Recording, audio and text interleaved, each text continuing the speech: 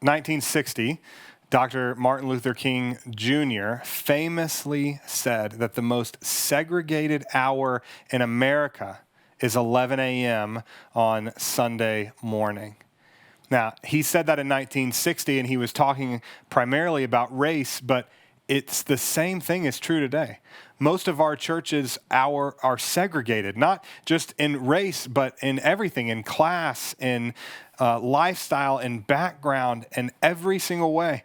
According to research done in 2015, most modern churches are not only segregated, but they asked modern church members if they would like the segregation to change, if they would like for churches to become more diverse, and something like 80% said no. We like it this way. So why is that? Why have we chosen segregation over diversity as the modern church? Well, honestly, I think it's just easier. It's easier to be around people who look and think and act like we do. We are not having to ever be confronted with changing our worldview or changing our opinion. We get to live in these bubbles, these echo chambers, where instead of being challenged, we're just affirmed constantly in how we look and think and act. But that was never Jesus' heart for the church. And I know this because inside of this big year in the life of Jesus we've been doing right now, we're in a series called Going Public. And Going Public is a look at Jesus transitioning from this very private early life to this very public ministry. And something that he does at the end of this transition point is that he chooses his team, the people who will be around him as he travels all over the region and does ministry for 3 years, leading all the way up to the cross where he dies and then comes back to life 3 days later. This team is simply called the disciples. And the disciples, we usually think of just the 12 guys that kind of were with Jesus all the time, but it wasn't just that. There were these 12 guys, but there were also a group of women that Luke calls the women: Mary Magdalene, Joanna, Susanna, others. We have Mary, Martha, and Lazarus, many others that were Jesus' closest followers. And when we look at how he chose his team and who his team was made up of, we see so clearly that Jesus hates uniformity, but he loves unity. Jesus loves unity, but he hates uniformity. And as we see this play itself out in his disciples, we know because they're so radically different, two main ways: their beliefs and their backgrounds. And their backgrounds, first he had women as disciples, which was unheard of at the time. He had people from different classes, different lineages, different backgrounds. They were born in different regions. All of their backgrounds were different, even different occupations.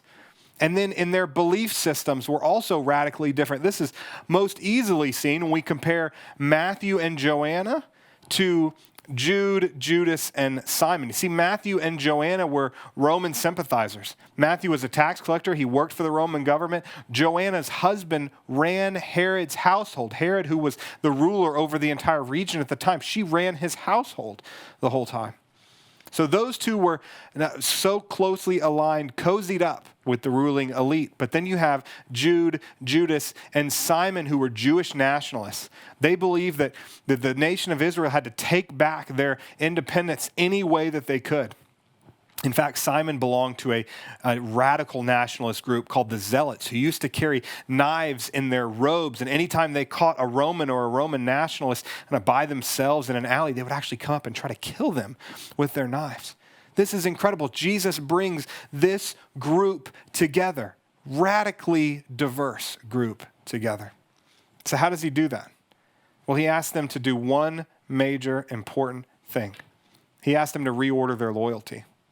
Instead of being loyal first and foremost to their backgrounds or their beliefs, he asked them to be loyal to him and to his kingdom. And this is the same is true for us today. No matter who we are, no matter what we've done, no matter how we vote, how we think, how we interact with this world, Jesus wants our loyalty to be to him and to his kingdom first and foremost. That must be the lens through which we see everything else. But he wants us to bring our full, diverse selves to our faith. Our age, race, gender, socioeconomic status, sexual orientation, lifestyle, background, passions, beliefs, to bring our full, diverse selves, all of us together to the same table where Jesus sits at the head. He wants us to be diverse. But but he wants us to be unified. And we do that by reordering our loyalty. So my message for you today is, where is your loyalty out of order? Where have you put something else above Jesus and his kingdom? Because if we're not prioritizing that, if we're not seeing the rest of our world, our life, our decisions through the lens of Jesus and his kingdom, we will not be living as Jesus has asked us to.